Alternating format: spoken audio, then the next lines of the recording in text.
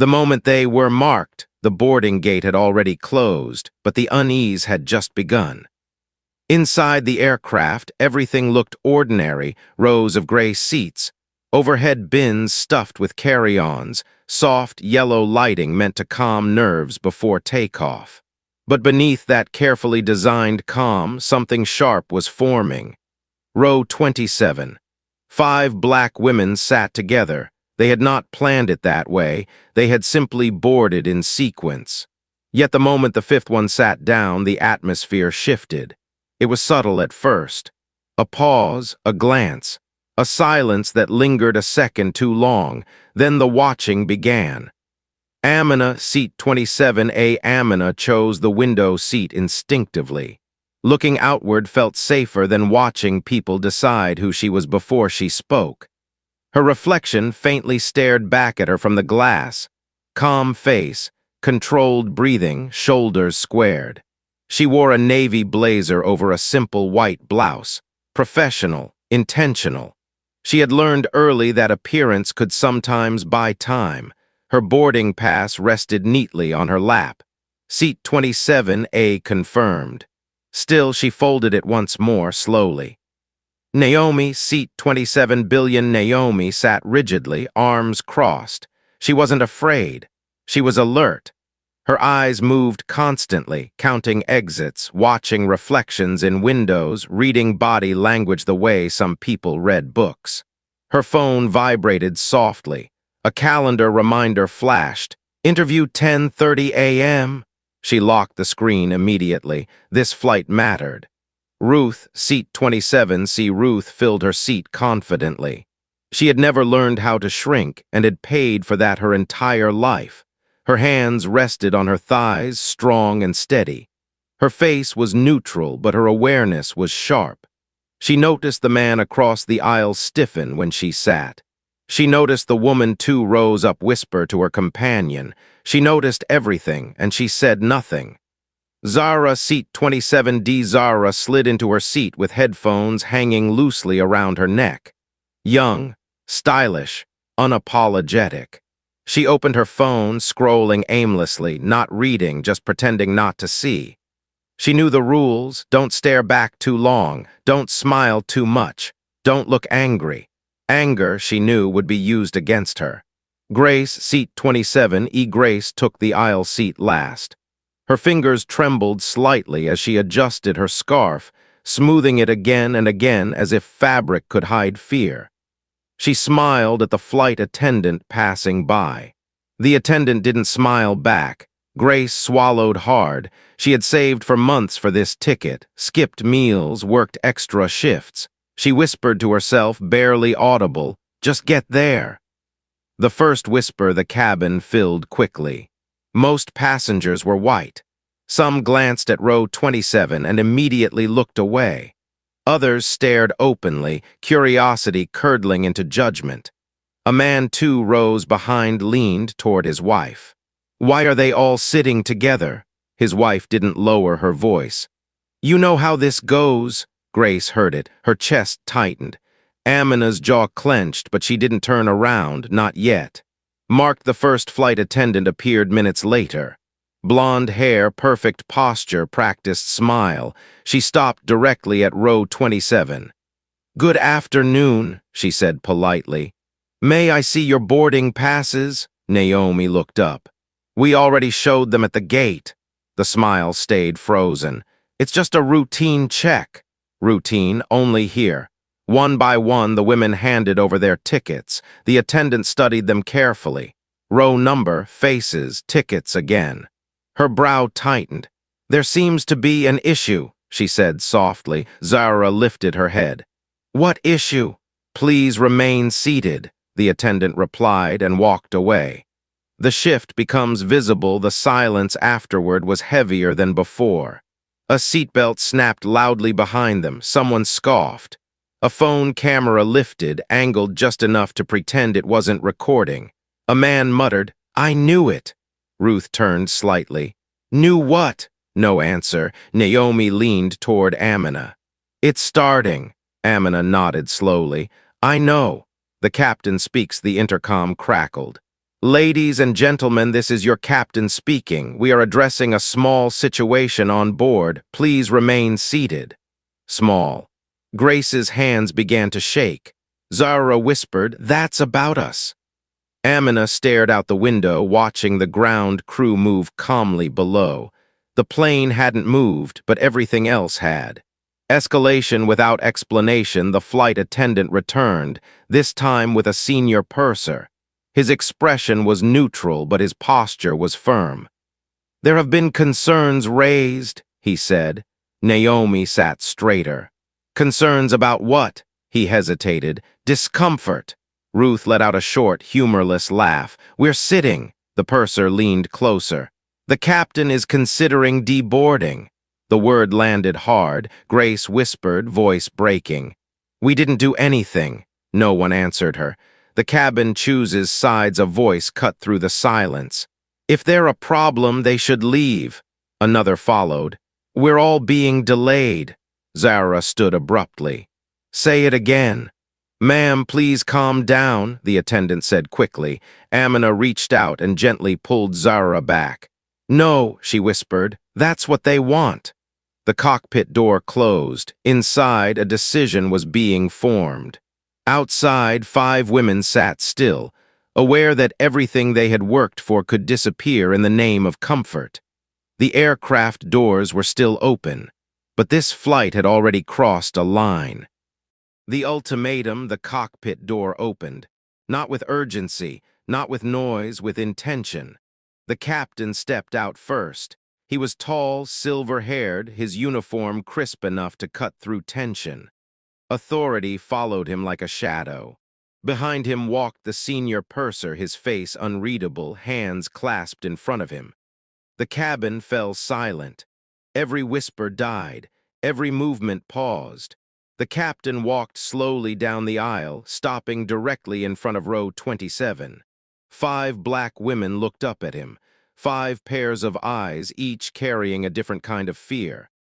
"I am the captain of this aircraft," he said evenly, "and I am responsible for the safety and comfort of everyone on board." Comfort, that word again. "The accusation without evidence, there have been several complaints," the captain continued, "that some passengers feel uneasy." Naomi spoke before anyone else could stop her. "Uneasy about what, Captain?" The captain hesitated. "Your presence has caused discomfort."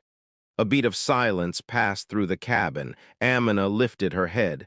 "Our presence?" she asked calmly. "We boarded normally. We are seated." "What rule have we broken?" The captain's eyes flicked briefly to the purser. "There is no specific violation," he admitted. "But perception matters." Zara laughed, sharp and incredulous. "So feelings are policy now?" The purser stepped forward quickly. "Ma'am, please lower your voice." Ruth stood slowly.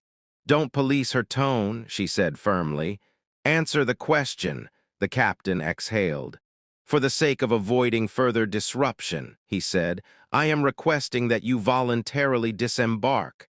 The word voluntarily echoed. Grace's breath caught.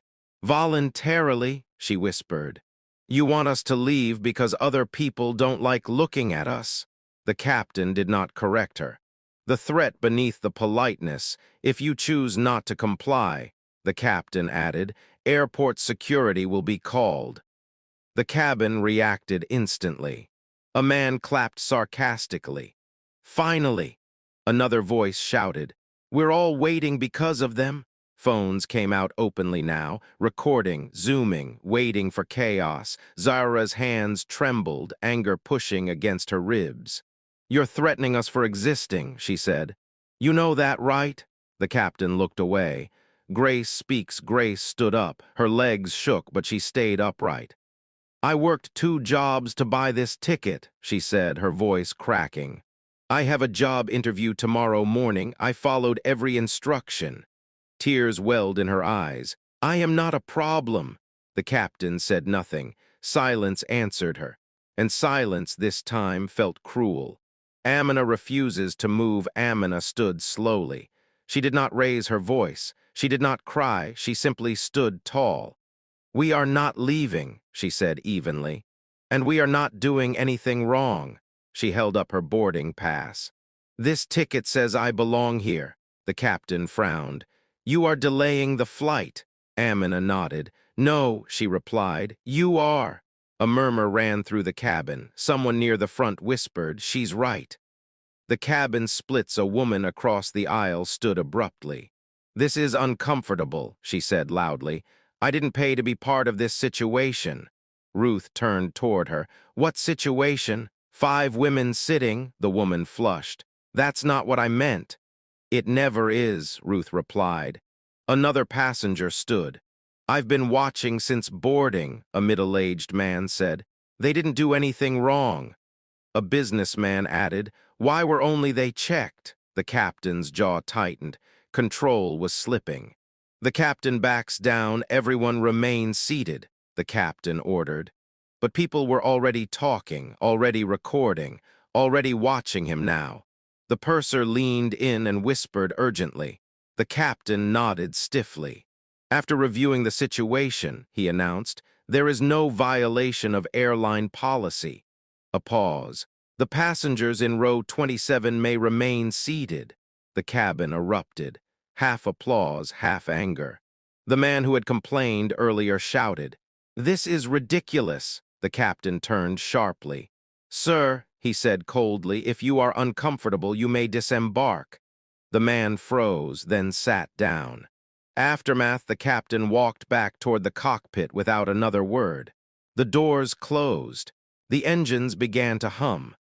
Grace collapsed back into her seat, tears flowing freely now, not from fear but relief. Naomi exhaled deeply. They tried to erase us. Ruth shook her head. And failed, Zara whispered. They expected us to disappear quietly. Amina stared out the window as the plane finally began to move. They didn't let us stay, she said softly. We refused to leave. But none of them knew yet this was not the end. This was only the moment before everything changed. 30,000 feet, the aircraft lifted off smoothly, but nothing inside it felt settled. As the wheels left the ground, gravity shifted, not just physically, but emotionally. The ground fell away, yet the tension stayed. Row 27 remained silent. 5 women sat strapped into their seats, breathing carefully as if even relief needed permission. The cabin lights dimmed. The engines found their rhythm, and still, no one spoke to them. After the victory, flight attendants moved through the aisle again, but they avoided row 27 completely. No water. No polite smiles. No, is everything okay? Grace noticed first. They let us stay, she whispered, but they're punishing us quietly. Naomi nodded. This is how it works, she said. When they lose openly, they isolate privately. Ruth crossed her arms. They don't know what to do with people who don't disappear. Zara looked around the cabin. Everyone's pretending nothing happened. Amina closed her eyes for a brief second. That's how systems survive, she said, by acting like harm never happened. A small crack 30 minutes into the flight, a young flight attendant approached. She was different, no forced smile, no cold eyes. Her hands trembled slightly as she spoke. Would you like something to drink? She asked softly. Grace looked up, surprised. Yes, thank you. As the attendant handed over the cups, she leaned in just enough to whisper, I'm sorry. About earlier. Before anyone could respond, she walked away. It was small, but it mattered. Zara exhaled. At least someone sees us. The man who wouldn't let it go, not everyone, was ready to move on. A man 3 rows ahead stood up abruptly and walked toward the back. He stopped beside row 27. You think you won? He said quietly, leaning in. You embarrassed this whole flight. Naomi looked up at him calmly. No, she replied, you embarrassed yourself. The man scoffed. You people always make everything about race. Ruth stood slowly. No, she said evenly, people like you do by pretending it isn't. Passengers turned. Phones lifted again. The man stepped back. This isn't over, he muttered. Amina met his eyes. Yes, she said, it is. He returned to his seat, the recording what no one else knew the story was already captured. Earlier, when the captain delivered the ultimatum, Zara had pressed record on her phone. She hadn't pointed it openly. She hadn't spoken into it. But the audio was clear. The accusation. The word discomfort. The phrase voluntarily disembark, Grace's shaking voice. Now at 30,000 feet, Zara listened through her headphones. Her hands were steady. "This isn't just our story," she whispered. "It's proof." Naomi looked at her. "You're sure it's clear?" Zara nodded. "Crystal." Amina inhaled slowly. "Then this doesn't end when we land." Landing without apology as the plane descended, the cabin grew quiet again. The captain's voice returned, professional, distant. "Weather update, arrival gate. Thank you for flying, no apology, no acknowledgement." The plane touched down. Passengers stood, gathering bags, avoiding eye contact. Some looked embarrassed. Some looked annoyed. Some looked away completely. A woman paused beside row 27. "I'm glad you stayed," she said softly. Then she walked on. At the gate, as the women stepped off the plane, airport security stood nearby, not for them, but alert. The captain stood at the cockpit door. He nodded stiffly as they passed. Grace stopped. She turned back. "You could have done better," she said calmly. The captain said nothing, but his jaw tightened. The upload that night, Zara sat on her bed, phone in hand. No dramatic caption, no hashtags at first, just the recording. She pressed upload. Within minutes, comments appeared. Within hours, it spread. By morning, it was everywhere. The World Responds headlines followed. Passengers threatened with removal over discomfort. Airline faces backlash after cabin confrontation. 5 women refuse to leave. Audio goes viral. The airline released a statement. Carefully worded, emotionless. An internal investigation was announced. The captain was placed on temporary leave. Policies were under review. But none of that erased what had happened. 5 lives, one turning point. Grace went to her interview. She walked in calm, steady. She got the job, not because of sympathy, but because she refused to break. Naomi was invited to speak on workplace ethics panels. She declined once, then accepted on her own terms. Ruth returned home and began documenting stories like theirs. "Silence protects the wrong people," she said. Zara changed her channel's focus. It wasn't about lifestyle anymore. It was about truth. Amina stayed quiet the longest. Then one day she posted a single sentence. "We weren't brave. We were tired of disappearing." What comes next, the story didn't end with the upload. It didn't end with headlines. Because consequences were coming. Not just for the airline, but for the people who had watched and said nothing. The aftermath, the story did not end with the landing. It never does. What happens in public often feels finished once the noise fades. But the real consequences arrive quietly afterward when the cameras move on and only truth remains. For the 5 women of row 27, the aftermath began the very next morning. The airline responds by sunrise. The recording had crossed borders, not just shared, examined. Lawyers listened carefully. Journalists replayed the phrases. Experts dissected every pause, every hesitation, every word that wasn't said. Voluntarily disembark. Discomfort. No violation of policy. Those words became evidence. The airline released a second statement, longer this time. They apologized for how the situation was handled. They promised sensitivity retraining. They announced an independent review. But this time the response was different. People weren't satisfied. They weren't angry anymore. They were done accepting empty language. Accountability begins within days. Sponsors contacted the airline, quietly at first. Then publicly, an internal memo leaked. The captain was no longer on leave. He was under formal investigation. The senior purser resigned. Policies were rewritten, not rephrased, but rewritten. Not because the airline had changed, but because the world was watching. Grace finds her voice. Grace sat in a small conference room, hands folded neatly on the table. Across from her sat two executives, not interviewers, listeners. They asked how she felt that day on the plane. Grace paused, then she spoke. "I felt like I was shrinking," she said. "Like if I breathed too loudly, I'd be removed." Her voice didn't shake this time. "But I also felt something else," she continued.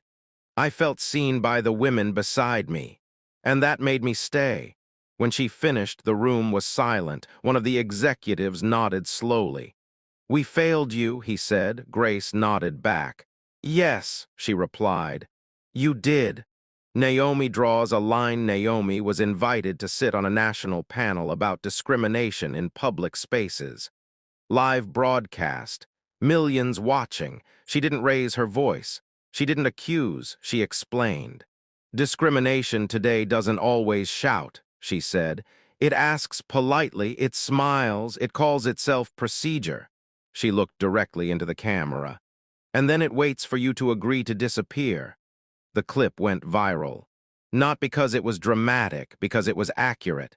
Ruth builds a record. Ruth didn't give interviews. She documented. She created a platform where people submitted stories like theirs.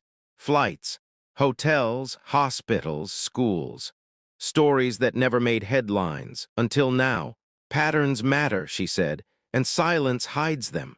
Her archive grew quickly, too quickly to ignore. Zara faces the backlash. Not everyone praised Zara. Some accused her of exaggeration. Some called her a troublemaker. She read every comment, then she posted a response. "I didn't record to go viral," she wrote. "I recorded because silence protects power." She pinned the post and never deleted it. Amina's closure. Amina waited the longest to speak publicly. When she finally did, it wasn't on a stage. It was a letter, addressed to the airline, to the captain, to anyone who would read it. "I don't need an apology," she wrote. "I need you to understand that asking someone to leave politely is still removal." She ended with one line. "We stayed because leaving quietly would have taught you nothing." The final meeting weeks later, all 5 women sat together again. Different room, different clothes, same bond. Across from them sat representatives from the airline. This time no threats, no authority, only listening. One question was asked. "What do you want to happen now?" Amina answered. "We want this to never happen again." Silence followed, then agreement. The last flight months later, Amina boarded another plane, different airline, different city. She sat at the window again, row 18 this time. As she fastened her seatbelt, she noticed something small. A sign near the front of the cabin. "Discrimination of any kind will not be tolerated." She smiled, not because a sign fixed everything, but because something had moved. The plane took off. No stairs, no whispers, just air. Final words, voiceover, ending. They weren't heroes. They were ordinary women who refused to disappear politely. And sometimes that's how change begins.